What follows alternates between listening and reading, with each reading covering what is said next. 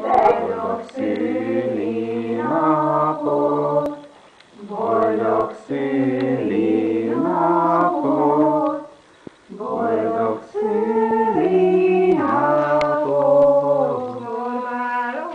boldog szülinapot.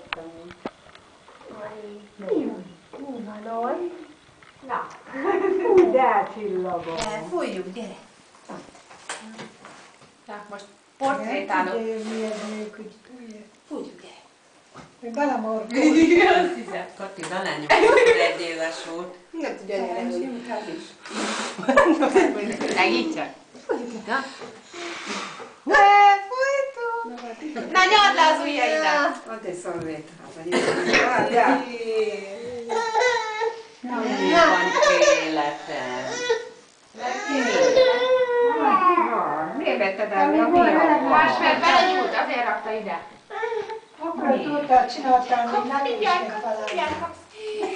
Ez finom. Hát most, ha ilyen csodott formán van, akkor most csináljuk meg. Meg hát nem ő neki csináljuk.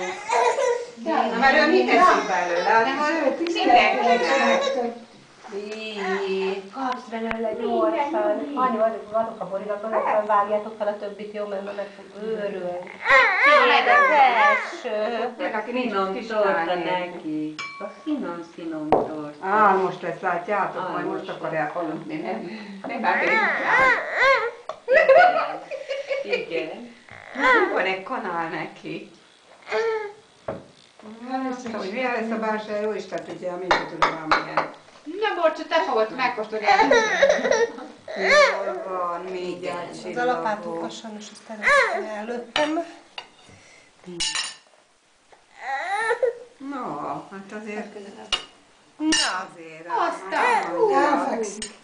nem baj. De nem rumos. Adjam. Mi? Banános. Figyelj, de nem rumos, hanem a kis édességében abban pici van, de a színe véget, de azt ne add oda neki. Melyikbe? Ebbe?